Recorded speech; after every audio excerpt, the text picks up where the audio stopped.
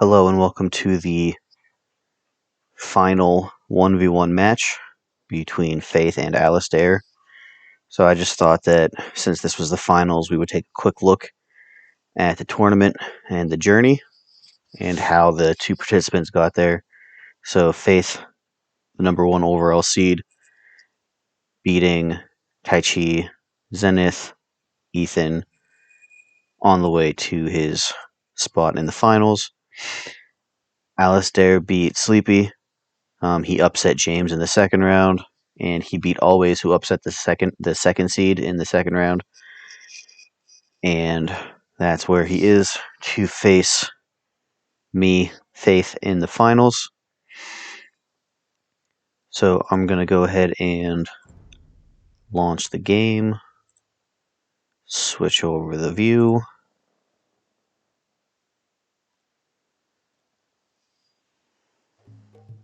So first game, like always, is 11 by 11. The draft that we picked was a little different because we expanded our series to best of 5.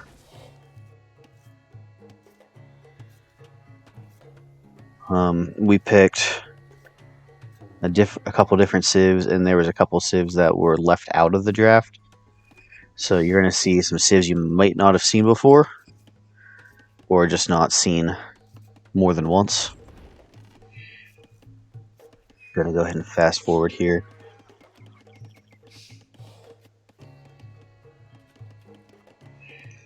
Okay, so I'm going to put it on view log for a second. Let me see if I can pull up the draft.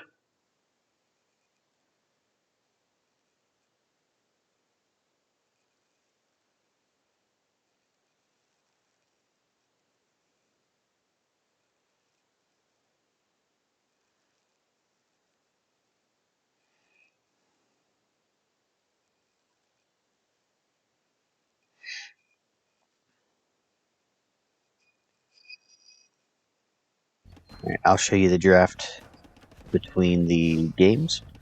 So we have a Malay versus Inca matchup here. Malay are interesting for their castle tech, which gives them trash two-handed swordsman. Incas, they start with that extra llama. They have those houses that have 10 population, so they are really good for not getting housed, maximizing space. As far as army composition goes, Incas have the better army. They have slingers, which will stop the two-handed swordsman spam. They have champions, where Malay only have two-handed swordsmen.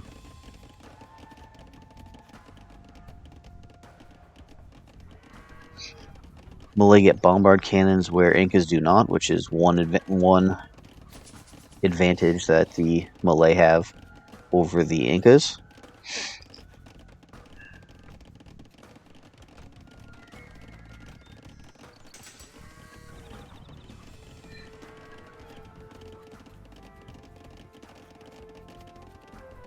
So we see Alasdair going up to Castle Age, and Faith is also on his way to Castle Age. Most people build an additional 1 or 2, sometimes 3 town centers.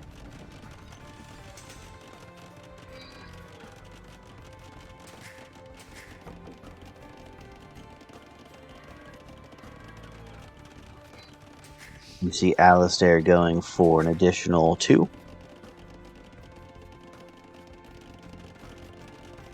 I went for an additional 3. I just got so used to this start that I decided 3 was worth it.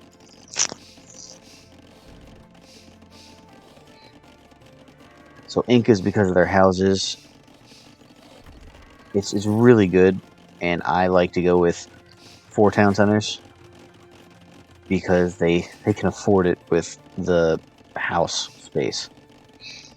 So you'll see my base is a lot more crammed. I had to delete a farm to build some houses, and he still has full farm production.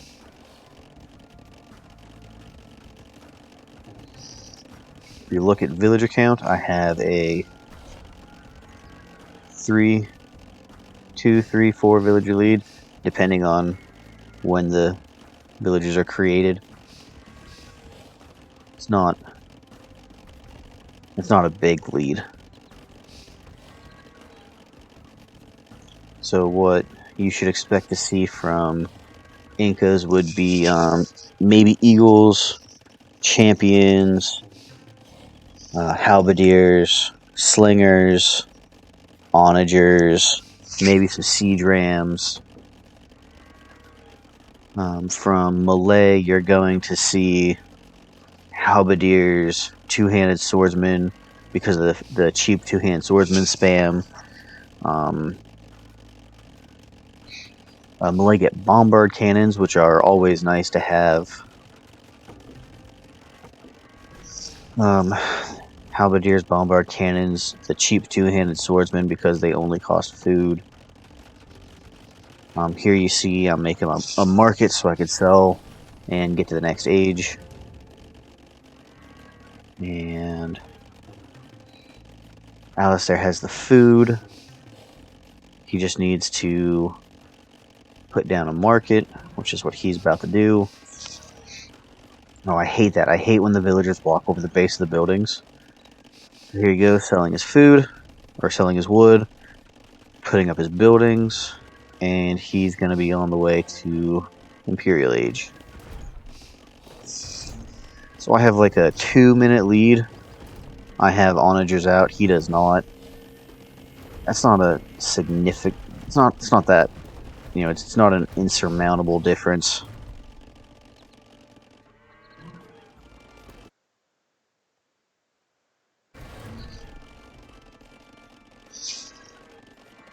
Usually, whenever I get to Imperial Age and start expanding, the first thing I do is build a massive farms, because farms are critical. You need the food for resources, researches. You need the food for more villagers, because you don't want to stop villager production here. Let's compare farm differences. I have 26, 25. He's got 21. It's not a big difference. University, houses, villager difference. He has more than I do because I guess I stopped producing villagers. Yeah, I stopped producing villagers while I was on the way to the next age because I didn't have enough farms to keep up production and get the onager upgrade. So he's once again building more and more farms.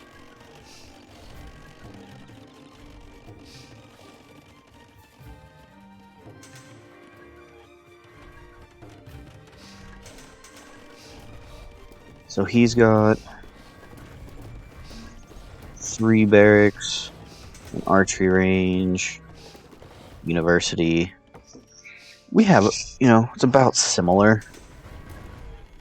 I'd say he's cut further, but I'm cutting wider, so more in the little area that we can produce. Here I'm getting my upgrade so I can see people. I see him. He does not see me yet. There you go. Now he can see me in his periphery.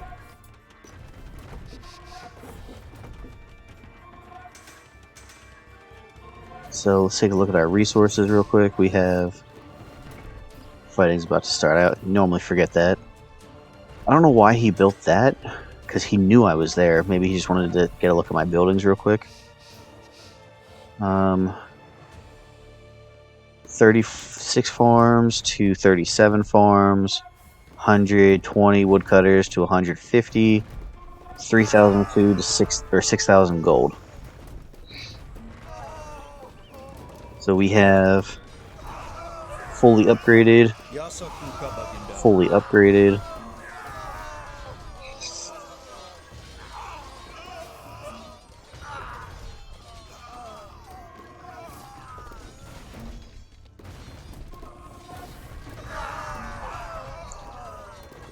Onagers are deadly. That's how Siege wins these games.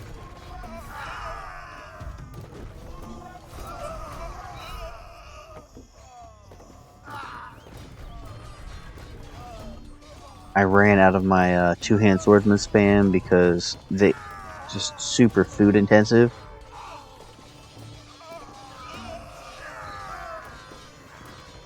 I am making more now. Getting more onagers up. Putting more farms in the back. Because I was tired of running out of food. You see Alasdair. He's making a couple eagles. Probably to try to run them into my eco.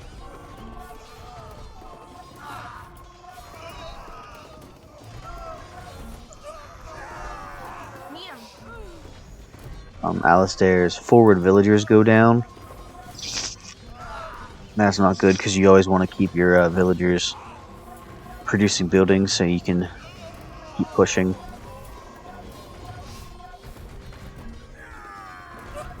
So at this point, it doesn't look very good for Alasdair. He has no siege on the field.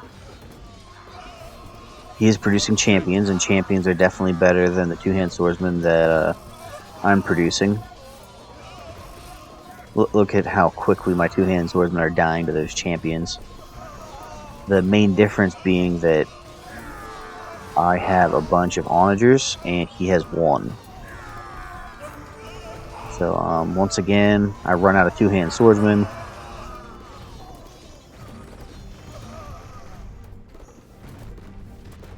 But I'm starting to produce bombard cannons to start trying to snipe his buildings.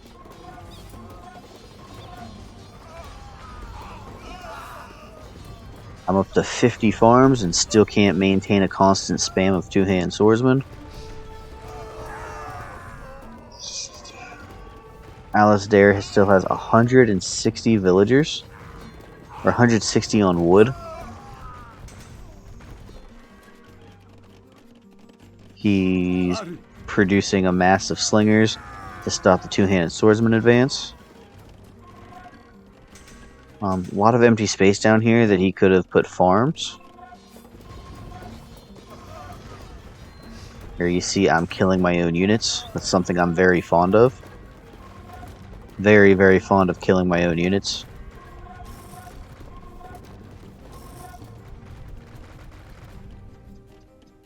Oh, his siege was all stuck. I didn't see that. So with his siege stuck, I was able to just keep advancing. Basically uncontested.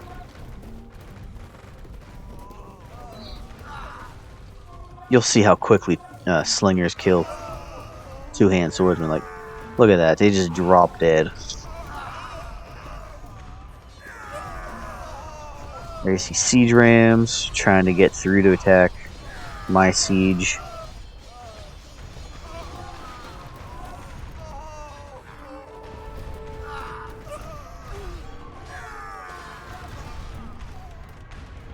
I'm up to 62 farms. Well, you see my bombard cannons are dropping his production buildings. He's got no siege on the field. My two-hand swordsmen are making it into his economy.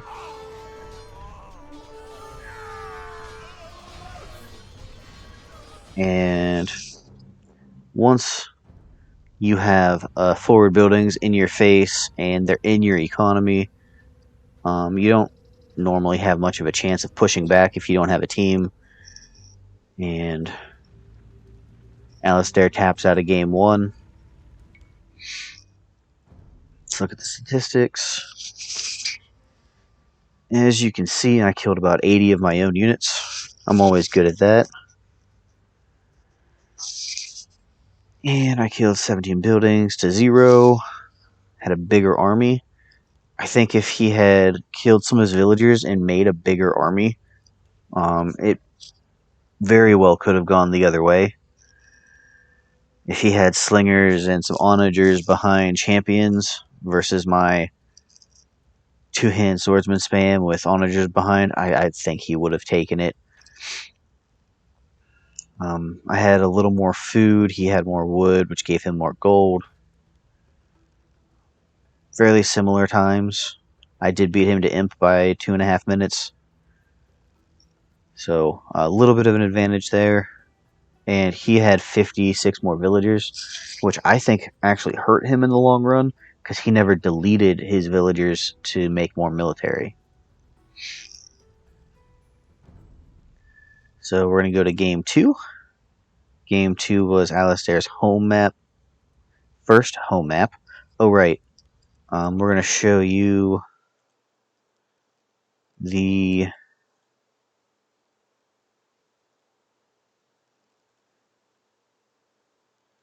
draft. So here is the draft. So it closed out on him, but I drafted Slavs, Saracens, Aztecs, Burmese, Vikings, Malay. He drafted Celts, Koreans, Mongols, Incas, Britons, and Mayans. So his game froze. He wanted to draft Goths in his final spot and snipe Saracens. I sniped his Celts, and we banned Ethiopians and Teutons. Teutons was his favorite civ. I knew that. Slavs was mine, so I thought he would want to ban my favorite civ, but he wanted to ban Saracens, so we went ahead and just modified it to where he had Goths in the final slot, and I had Slavs instead of Saracens. So he used his fourth pick. I used my last, and now we're going to move on to game 2.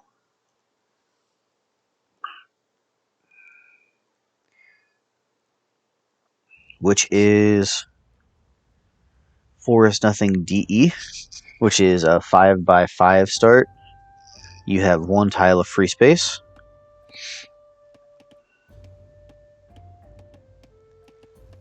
Either way, this start is going to be fairly simple. You're going to cut 2 trees. You're going to build a house. After you build the house, you're going to get your final 2 villagers out. And then you're going to cut around the house to build farms.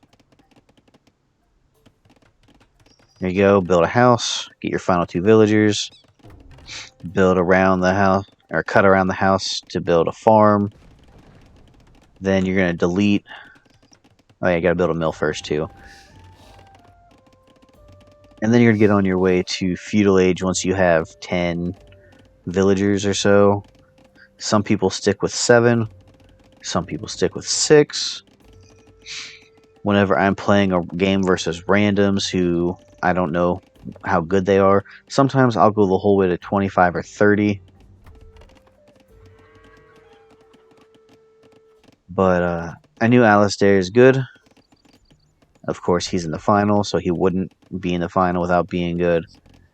So I decided... Actually, I'm not entirely sure what I'm going to do. I do something different every time I play this map. So if you look at the wood count, it's nearly identical. He made another villager.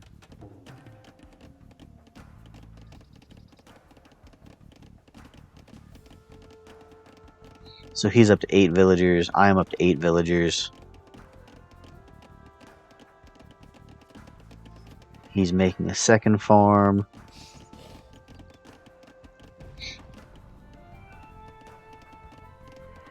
I got a second farm.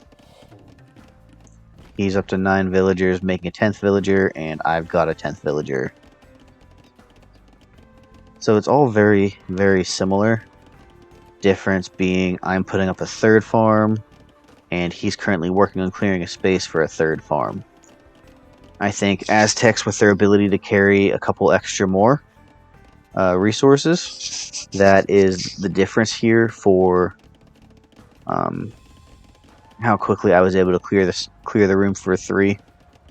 So I have 100 more food and 300 more wood.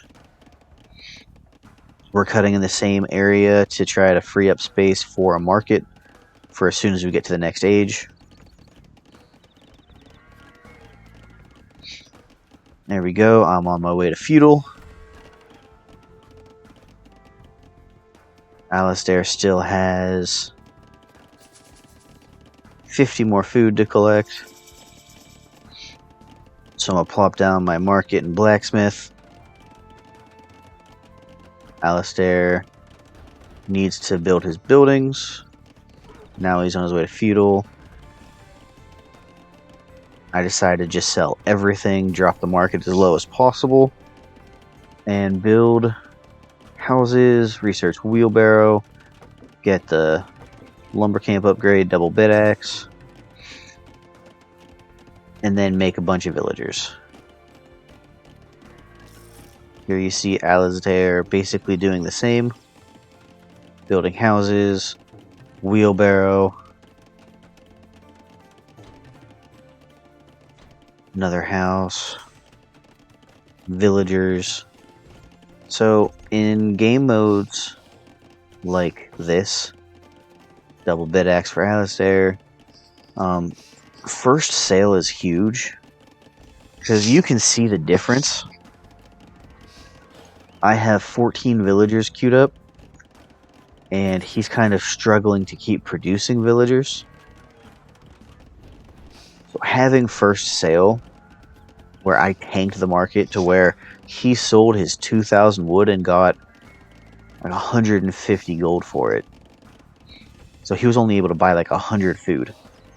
So I have more villagers. I have far more food. I'm going to have more wood because I have more villagers.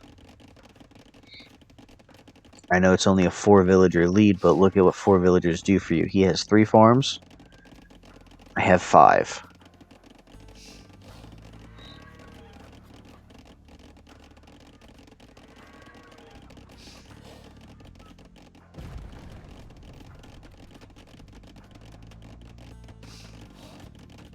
So I get to 25 villagers and go, alright, that's about what I want.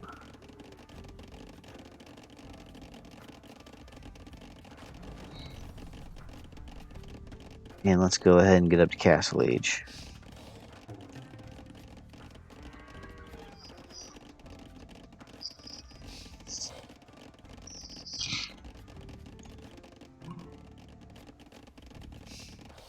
So I hit Castle Age at 21 minutes, which is pretty slow as far as regular Forest Nothing is concerned. Alasdair is still quite a ways away. Needs another 300 food. He does have 6 farms. I went a little bit crazy. Wanted to produce as many villagers in as small amount of a time as possible, so I went for 3 town centers. You see I put all those villagers to that tree so I could build an extra farm. Need as many farms as possible to produce with 3 town centers. At least on Turbo, you only need 2 or 3 farms per town center. But 5 is not 2 or 3 farms per town center. I got housed at 45. Alasdair has 30. He's going to throw up an extra town center.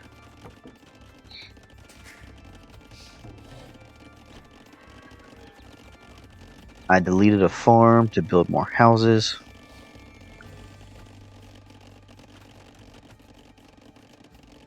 I don't know, I think the way I built my base is better. Let's talk about the civs real quick. Aztecs, Britons.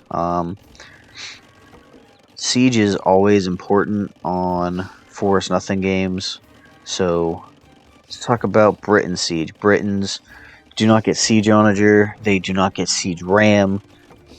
Their best siege unit would be a Warwolf Trebs, which gives their trebuchets like splash damage or blast damage. They do have really, really good archers. They have 11 range on their arbalests with full upgrades, 12 range on their longbows, which can snipe any siege onager, snipe bombard cannons. They do get fully upgraded champions, halberdiers as well, light cav, but no hussars. Aztecs get Garland Wars, which give their infantry +4 attack. They get fully upgraded siege onagers. They get siege rams as well.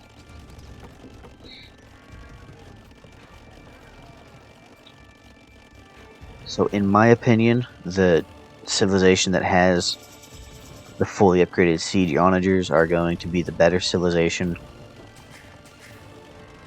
Here you see I'm building an extra 2 town centers for a total of 5. I got 6 onagers. Alasdair himself gets the Imperial Age.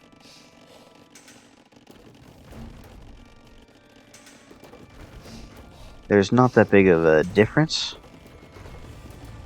79 villagers versus 67. Although my base looks considerably bigger. I have two more town centers.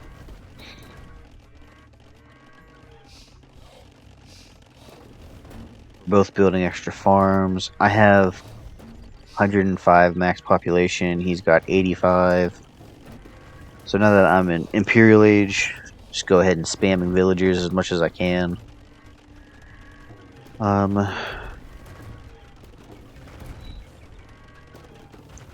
So another thing Aztecs have is Eagle Warriors. Eagles are anti-archer, which is what Britons are best at. So there's always the chance or the ability to go Eagle Warriors. Those are super expensive, so you don't really want to use them if you don't have to. So for some reason, I stopped making villagers. I always feel dumb when I look back and see that I stopped making villagers. There we go. I figured it out myself this time. Making some more farms. Got more villagers coming out. Alasdair's going the archer route. I'm never usually a fan of going archers.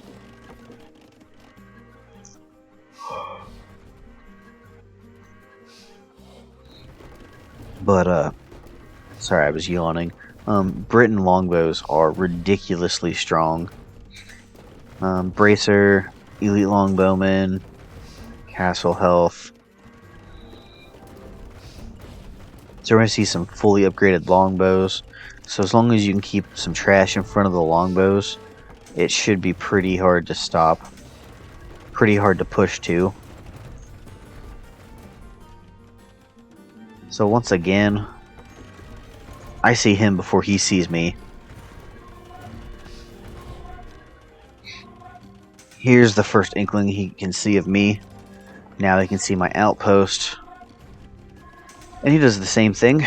Wants to get a peek at what I have. He sees I have 13 plus 6 champions, so not fully upgraded. I'm missing an infantry attack and defense upgrade.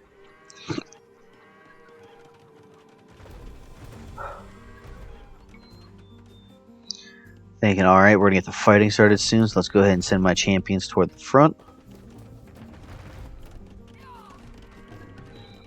Alasdair didn't get very far from his base. Max population's at 225, 230, so he is building houses. He's got 130 villagers. I've got 160. I know siege ram is one of the things that Britons struggle with the most. So I went ahead and popped out 10 siege rams, 20 champions, 15 or so siege onagers, and I just waiting to get a little more military before I start pushing out. Up to 48 farms. So at this point it is can I win with this push, because I don't have a lot of resources left. My gold is mostly gone. The range of those longbows is just ridiculous. Now my champions are still not fully upgraded. And if they're not upgraded at this point, I'm probably not going to notice they're not fully upgraded.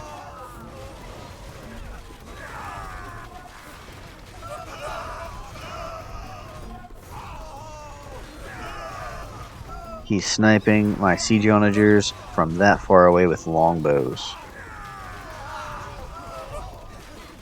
Got a good shot with his onager. So I start producing pikes because I am basically out of resources.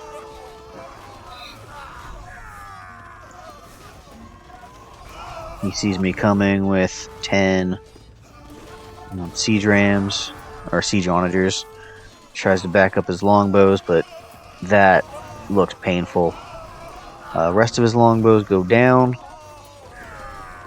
Doesn't really have the gold to make more. And calls GG. The way this looks,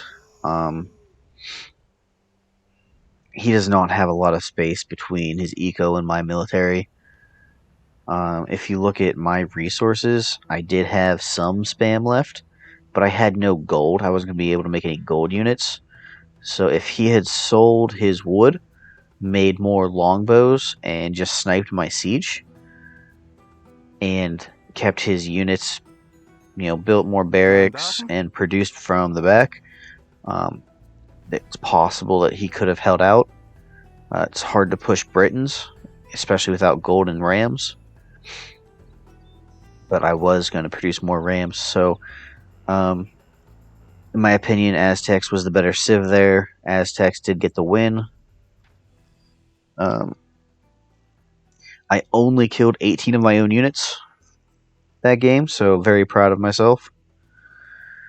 Only 3 buildings lost. Food was nearly identical. Had more wood because I had more villagers, which gave me more gold, which allowed me to fight better. Times, I was a little faster to feudal, which gave me first sail, which allowed me to be faster to castle and faster to imp.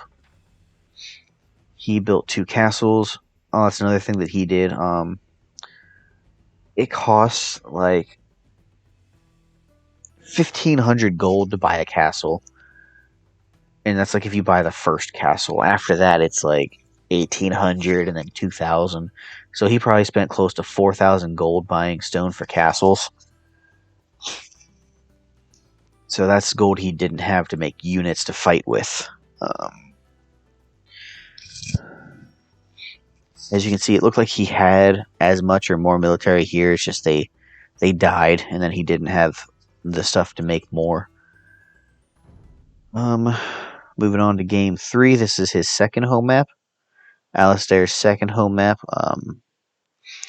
Forest Nothing TC trees. I hear this is the complete original. There are trees underneath your town center. So there's literally only like 3x3 of space. And town centers are 4x4, so you do not have any extra space. We have a Koreans versus Vikings matchup. I don't think I have seen Vikings at all in this tournament so far. The reason I picked Vikings was for their free handcart and wheelbarrow.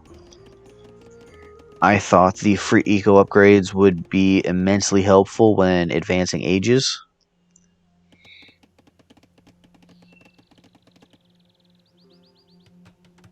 Alasdair gets his house up first by quite a margin. So he's going to get his villagers out first, which is going to give him an advantage for getting up the first farm.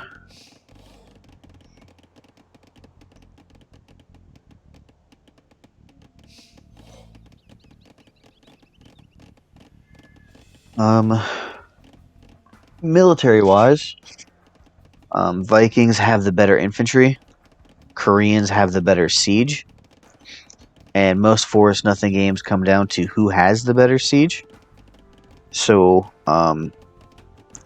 if I saw these two civs being picked on 4-0, I would automatically give the better chance of winning to the Korean player. I went and built my buildings first. Alasdair already has a farm out with enough food to make an extra villager, which he's doing.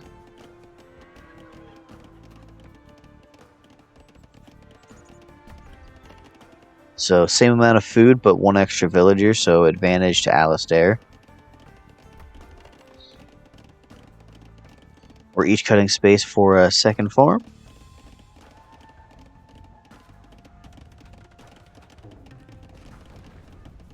He's popping out another villager to get it to a total of 9. And I'm getting myself another villager to get to 8.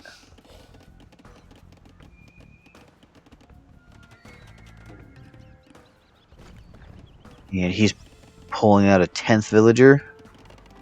And I'm still at 8. So at this point, the only way that I can get to Feudal Age first is to stick with 8 villagers and keep pushing on. I built a mill so I could do my automatic reseed for farming. I still have a 100-ish lead on food. And here is where I think this is a mistake. I built a house to pull out 2 more villagers to get to 10. Now we each have 3 farms. And he has a 50-ish food lead. He builds his buildings real quick. Gets his 500 food. Now if I had done what he did, rung the town bell, I probably could have gotten there about the same time.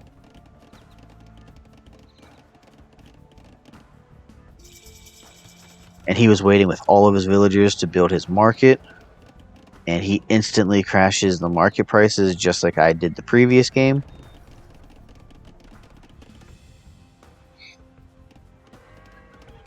So, being Vikings, I was able to have some villagers queued up due to the fact that I have a free wheelbarrow.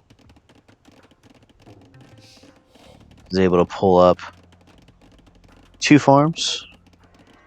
Alasdair has 2 farms. My eco upgrades.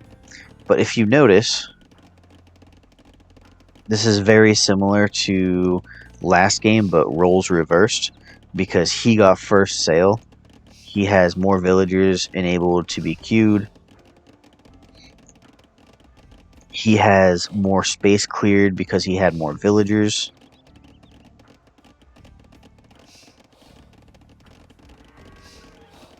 Now it's still pretty close, but he has an advantage. He has more gold. He has more food. He knows he wants to go with 25 villagers to the next age, so he has everything queued that he's going to have queued, and he's going to start saving for the next age. I have as much queued as I can, but I don't think I'm going to be able to get to Castle Age at this point.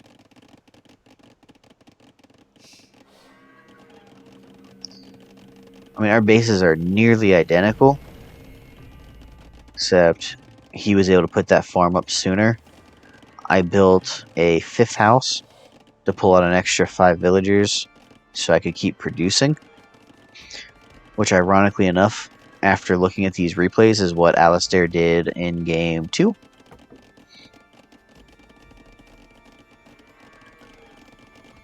So Alasdair is hitting Castle Age. He builds a town center.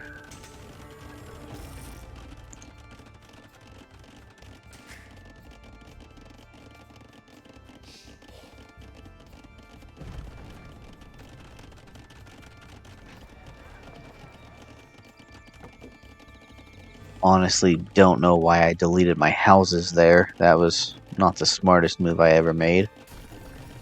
Didn't really hurt me too much in the long run, just made it so I had one less farm. So Alasdair has the same amount of villagers. Oh, 2 villager lead. Because I'm housed. I'm like overhoused and not making any houses.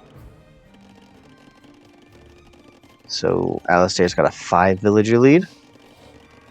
Plus an extra town center.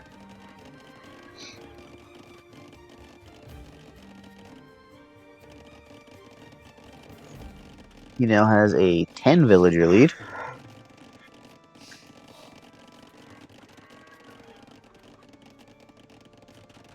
I'm building my buildings because I have the resources to get to the next age. And there we go. I clicked up to the Imperial Age. So my thought at this point of time in the game is he's beating me.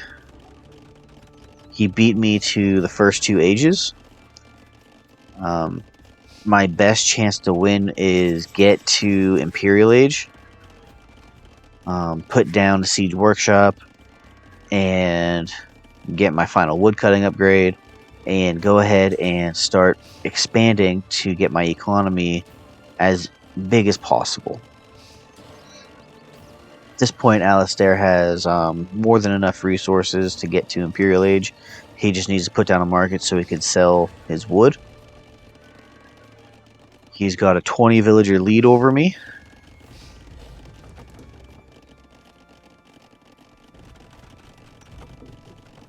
And once again, I'm idling so I can get the food to research onager. So, looks like Alasdair has the stronger position. If I win this game, it's a straight sweep.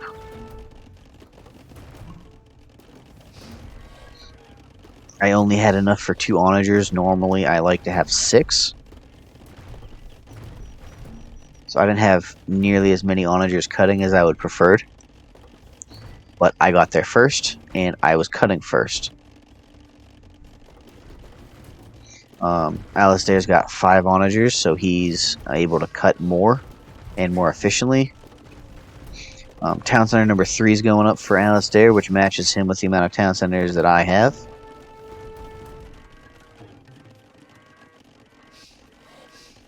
Alasdair's maintaining a 20 villager lead. Puts up a market, more houses.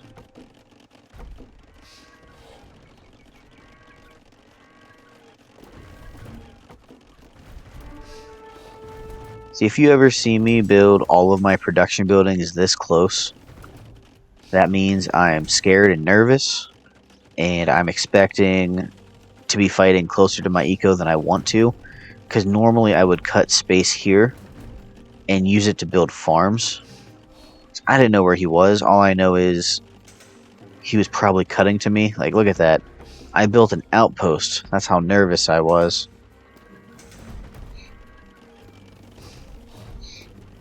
And if you look at the size of our bases, Alasdair's base is much larger. He's got near double the farms, 80 to 110 villagers, so Alasdair's definitely in the better position here. I do have the better military, and he has just started making military buildings, so if I can get to him and start the fight soon, I would probably be able to eke out a win here. See, this is what I mean. Like, I didn't need those production buildings here. I could have cut space to build more farms. I'm housed yet again.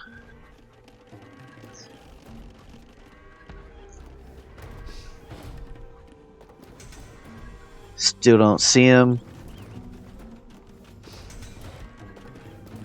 Figure I've gone far enough. I'm just going to go ahead and cut backwards, get some more military buildings.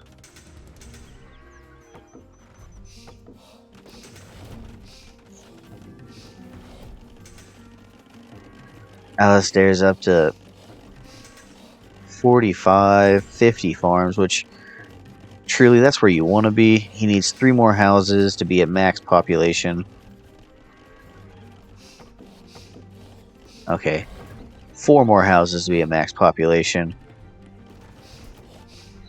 He's got 50 more population than I do. So I see him start spamming some houses. So I think every game so far I have seen him before he has seen me, which has helped me every game.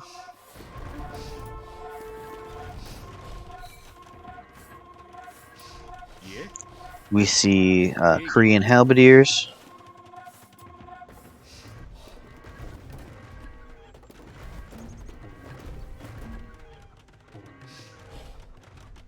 I'm building houses to get to where I can fight.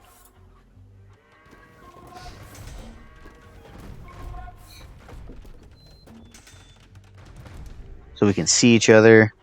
And I wasn't paying attention, and bam, I lost, I don't know, 15 or so champions, which hurts.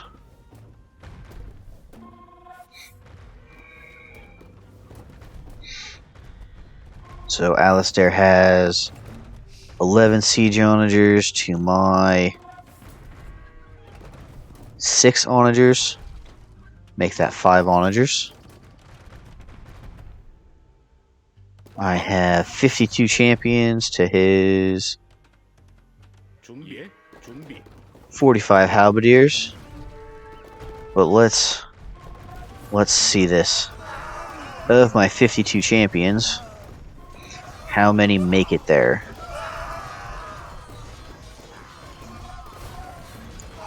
Couple good shots. I'm down to less than half of my champions from his siege onager shots.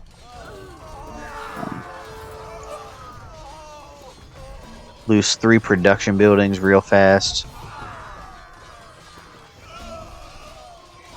But if you look at it, it looks like I'm pushing in through the gap, because my infantry is much better than his. All of my infantry gets more health, so my pikemans have more health than his halberdiers. My champions have 84 health.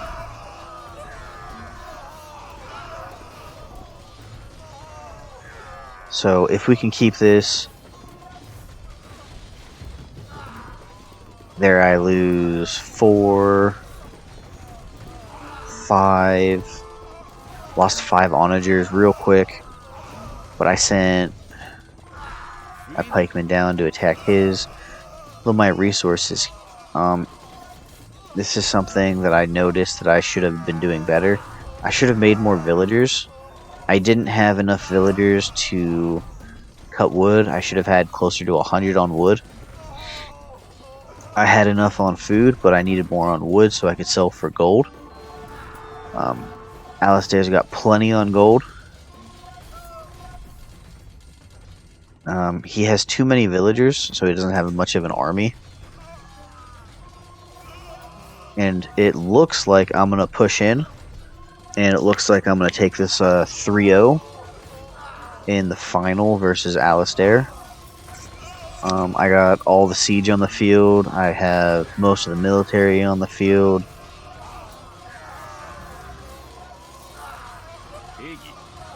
He starts producing champions, but look at that. 13 plus 2 with 70 health versus 13 plus 4 with 84 health.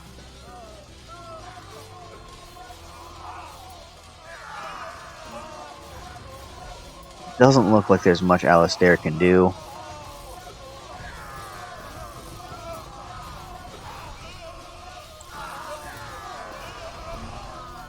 The Viking infantry looks like it's just too strong.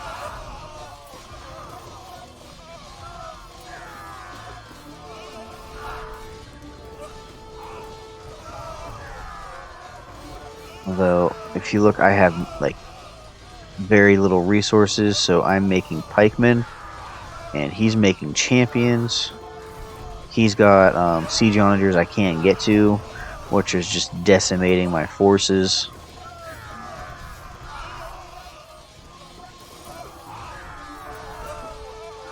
I'm not even close to max population.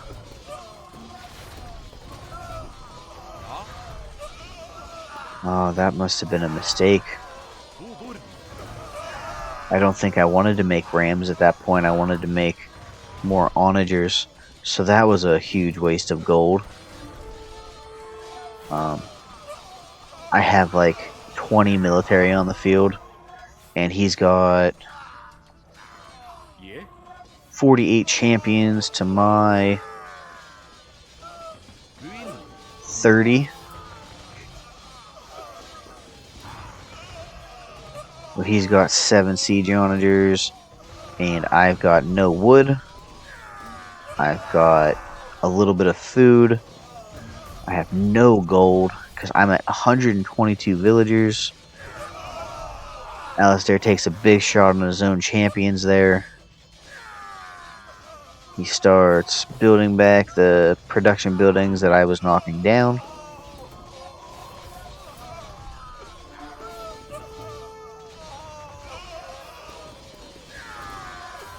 He's not using his siege onagers to fight my my infantry, which is smart because he's probably killing more of his own champions at this point.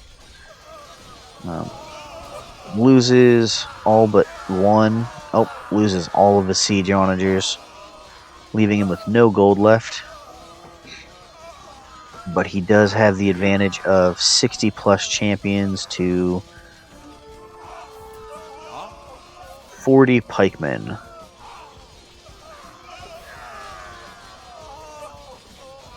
I make the mistake of queuing up all my champions in one barracks.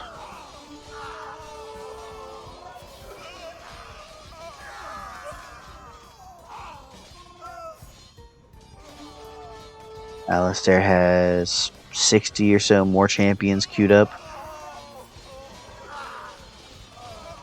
But both of us have very little resources.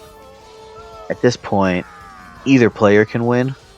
The fighting is back to the very middle. It looks like Alasdair has the advantage because he's got more military on the field. And his military is better.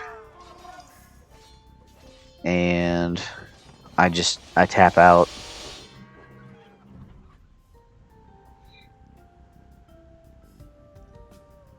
If I had made another 30 or 40 villagers, I probably would have had the gold to keep producing champions and onagers and keep that push going. But I never realized that I didn't have the amount of villagers that I would probably need to continue the fight. Alasdair did a great job. He fought, bled me dry, and then just pushed back. So that's a 2-1, and we're heading on to game 4. After we look at the statistics, yeah, ouch. That was a horrible kill to death ratio. His siege onagers just destroyed my units at the beginning of the fights. The wood and food advantage gave him a massive amount of gold advantage. I just wasn't able to produce the amount of gold I needed to stay in the fight.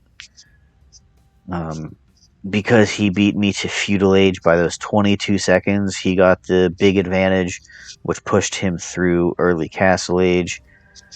My fast imp probably is what gave me the chance, but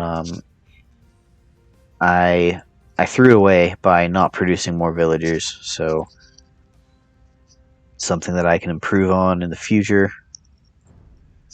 Moving on to game 4. If you can see, 7x7 is my home map, and once again, I saved my favorite civilization for my first home map.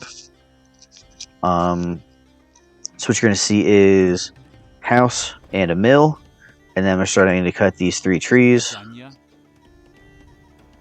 I guess Alasdair's going to put his first 3 villagers to work. And then he's going to build his buildings with his 4th villager. I prefer to get them working earlier. But, everyone has their preferences.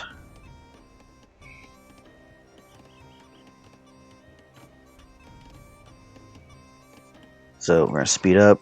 Once we get close to 450-ish wood, delete the town center, move it to this bottom corner, and then you can put 1, 2, and 3 farms up.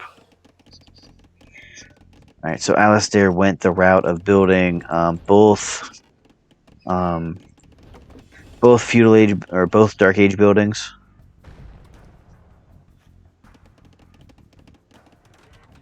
So he has 3 farms up and building his town center. I have 3 farms up and a town center built.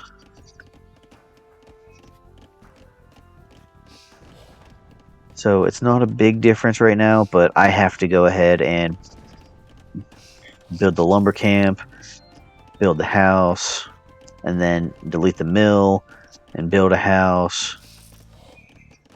At this point, we're essentially tied. If anything, he has a very minimal lead in villager count because his comes out faster. He's going 12 villagers and then deleting his farm for more, or deleting his houses for more farm space. Up to 5 farms. So here is my favorite part of Slavs. He has 5 farms, I have 4 farms, and we have about the same amount of food count. 430, 441.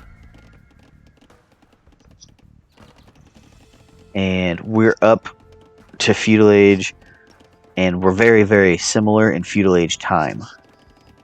Now, I got greedy. I went 13 villagers, and he went 12 villagers. So he gets first sale. He's able to sell wood, buy food. I sell wood, buy food. Get wheelbarrow, make some more villagers. So, in a lot of games, 7x7, DETC trees, first sale is a huge advantage. And it's hard to come back from if your opponent gets first sale. Slavs, with their farming bonus, give you the chance to even things up over the rest of the time you're in feudal age. Because if you look, I actually have more villagers because I got my houses up first. It's a minimal difference.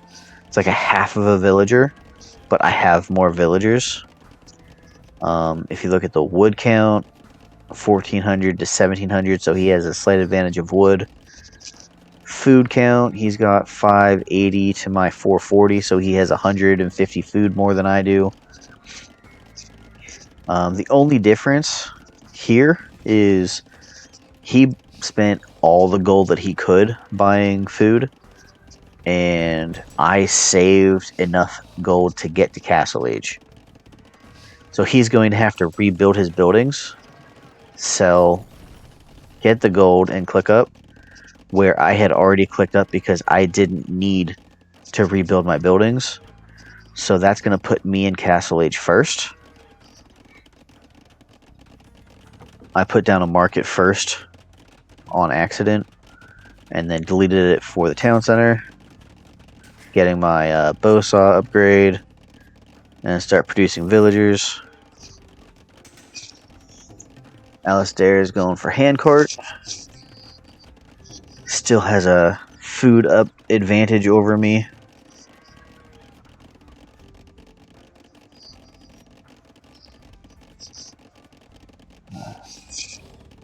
Villager difference still very minimal. I have a 2 villager lead, 2.5, 3, 1 to 3,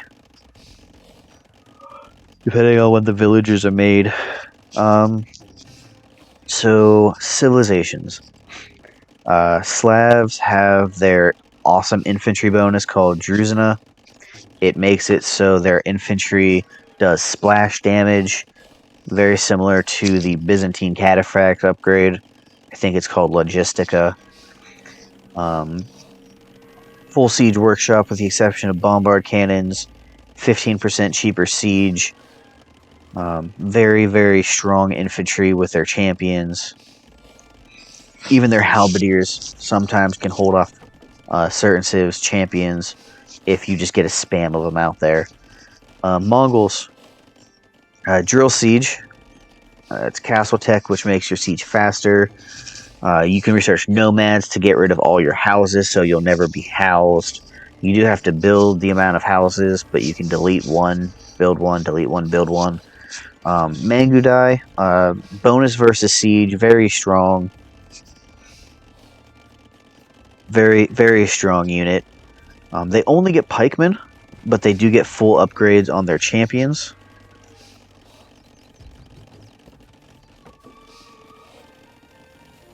And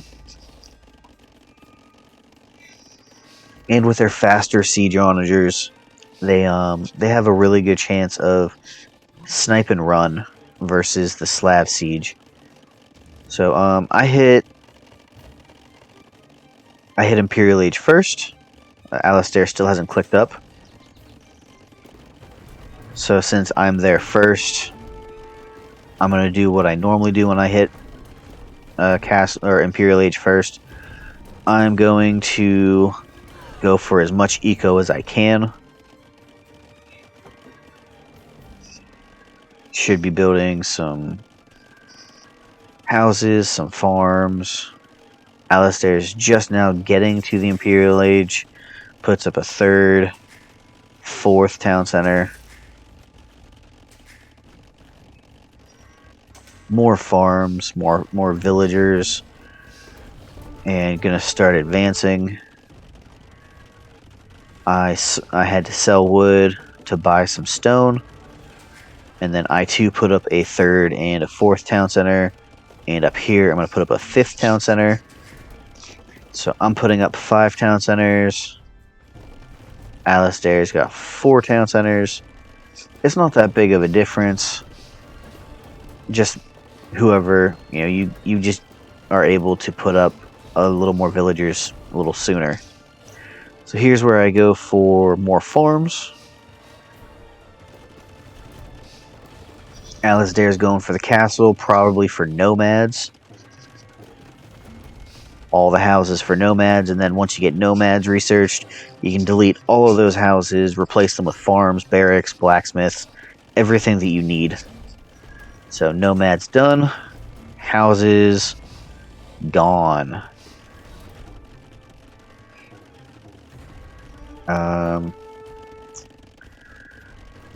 Getting my siege onager upgrade because I like cutting with siege onager better. It's much easier. It's a wider blast radius, easier to cut. So that's what I prefer to do. I try to get my siege onager before I do too much cutting. If you look at the score is really close. It's just a matter of when you sell your wood, your score drops. So this is looking to be a really close 7x7.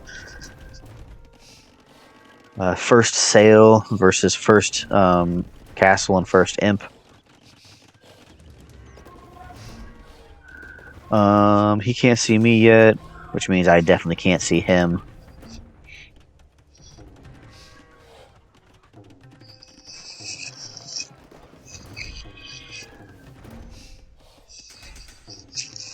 So in my experience, Slavs is the better civ.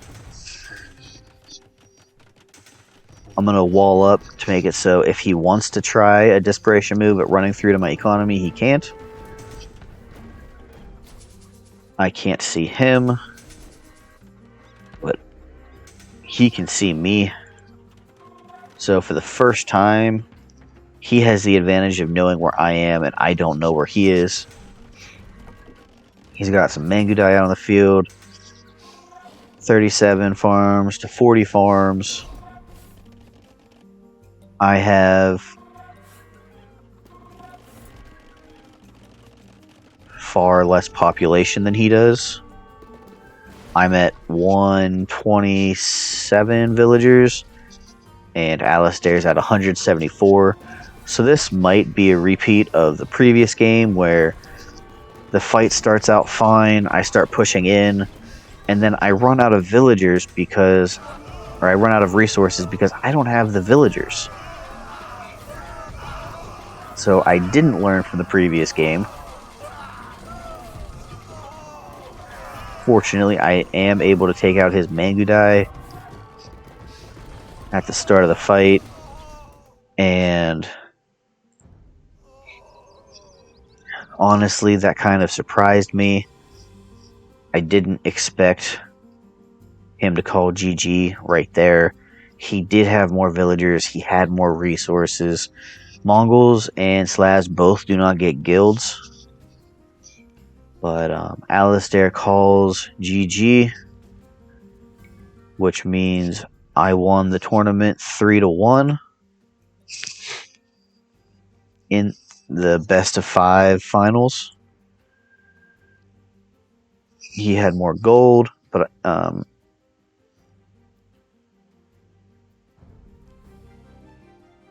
okay, yeah, we both bought a castle. I think I bought my castle first.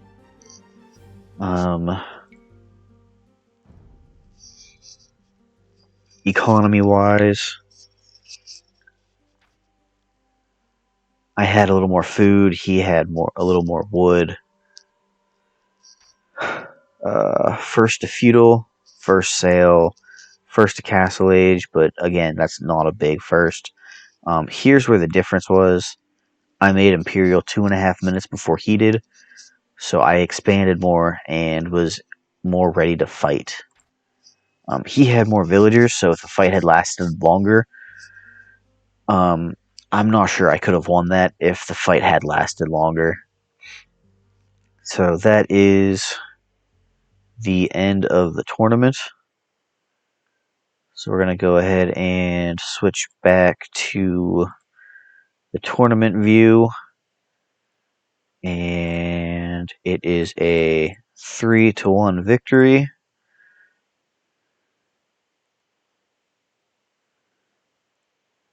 Kind of expected to see my name come out here, but whatever. I won. It was a tough tournament. There were games that I won that I expected to lose, and it was really fun. I think we all had fun. We all enjoyed it. There were there's people in my clan who wanted to play but didn't respond soon enough to get in when the brackets were made. Hopefully, we'll be able to do this again in the future. Maybe opening it up to all of the other clans, because I'm definitely not the best Forest Nothing player in the game. Maybe top 5%. I do believe that Ethan's a better player than me. Alasdair does have his moments where he's better than me. Everyone has their off games, but there's several people in the clan who I think are better than me. This was just a fun way to get out and play your games. I think the draft is where Ethan messed up when I played him. He left the 2 civs that I wanted. Overall, this was really enjoyable. I hope you all watching this on YouTube enjoy the tournament. The 2v2 finals should be out sometime mid-December due to Thanksgiving this week and work and stuff. We're going to try to get the 2v2 tournament done by December 11th, and then I'll record the games and put them on YouTube after that. Looking at that real quick, the 2v2 tournament, so this was a forfeit right here. This entire block forfeited. Both of these teams couldn't find a time to play, so they just both quit. So James was able, and Americana just went straight to the finals. Our opponent forfeited, me and Legion, and then we just played Bobozo and Sleepy. So me and Legion versus James and Americana in the finals. If you guys have any questions, you can comment them, and I'll do my best to answer. Other than that, thanks for watching, and maybe see you around.